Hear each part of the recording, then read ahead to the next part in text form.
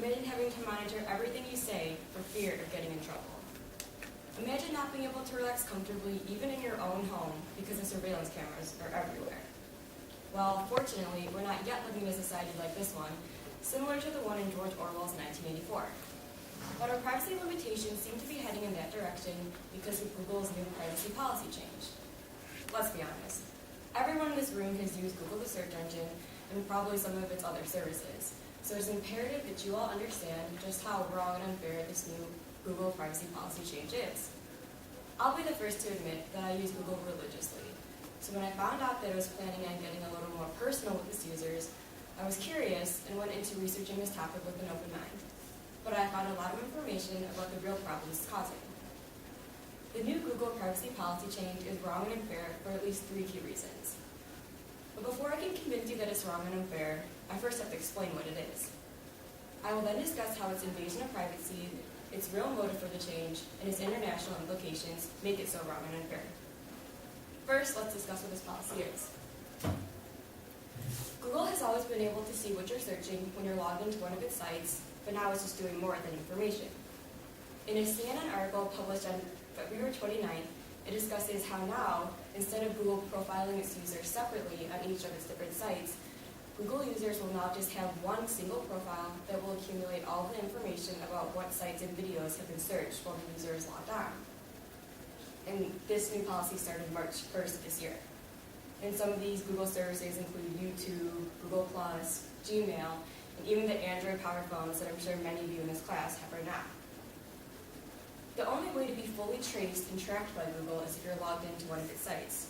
So for example, if you have a YouTube account, all the videos that you search while you're logged onto your account can be traced and seen by Google. Now that we've talked about the basics of the policy, it's time to talk about how its complete violation of privacy is wrong and unfair.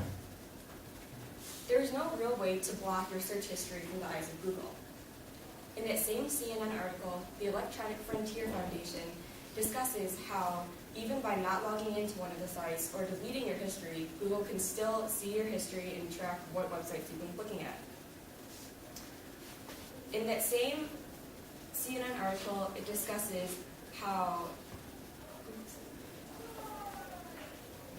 I want you all to think about an embarrassing problem that you have. I want you not thinking about Googling that problem to find some more information about it. How would you feel knowing that what you thought was a private information session was really being watched by Google?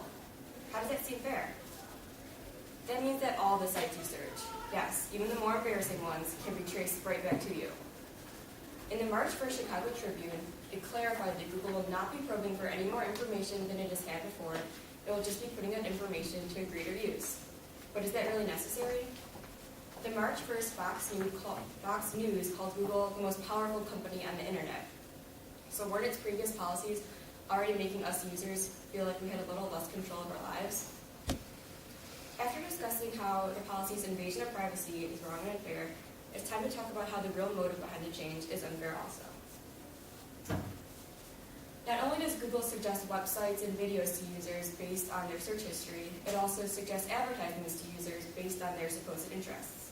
So for example, when I'm logged into my Gmail account, the advertisements that are suggested for me are ones about Nordstrom and Urban Outfitters because those are the kinds of sites that I'm visiting the most. The March 1st New York Daily News discusses how advertisements make up a majority of Google's $38 billion annual revenue. By tailoring users' ads based on their search history, Google can increase the likelihood that the advertisements are clicked, thus increasing their overall annual revenue. This shows how Google may not be as concerned with improving internet users' overall experience than it is with just increasing their revenue.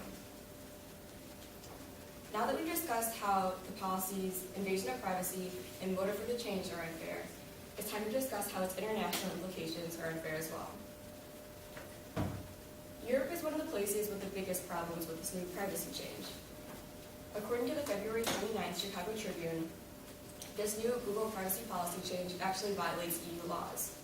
And in that same article, it discusses EU policies by saying, and I quote, "Internet companies like Google, Facebook, and Yahoo would have to ask users whether they can store and sell their data to other businesses."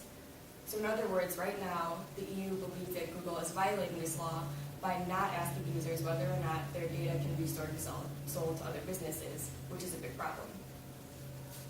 Japan is also another place that is not too happy with this policy change.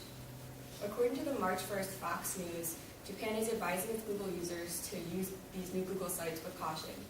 And in that same article, it is discussing how it is requiring Google to follow Japan's laws when implementing this new privacy policy because at the moment Japan believes that their law is being broken. How can a new policy be fair if other places from around the world are saying that it's breaking their laws? If you are not aware of Google's new privacy policy change before this speech, hopefully you know a little bit more about it now and you can see how truly wrong and unfair it is. While there are many reasons as to why it is wrong and unfair, today I have discussed how its invasion of privacy, its real motive for the change, and its international implications make it so unfair. Let's go back to that society that is under constant surveillance. If today, companies like Google are making us feel like we're heading in that direction in even the slightest bit, then they are doing something completely wrong and unfair. And soon enough, this type of society might become a reality.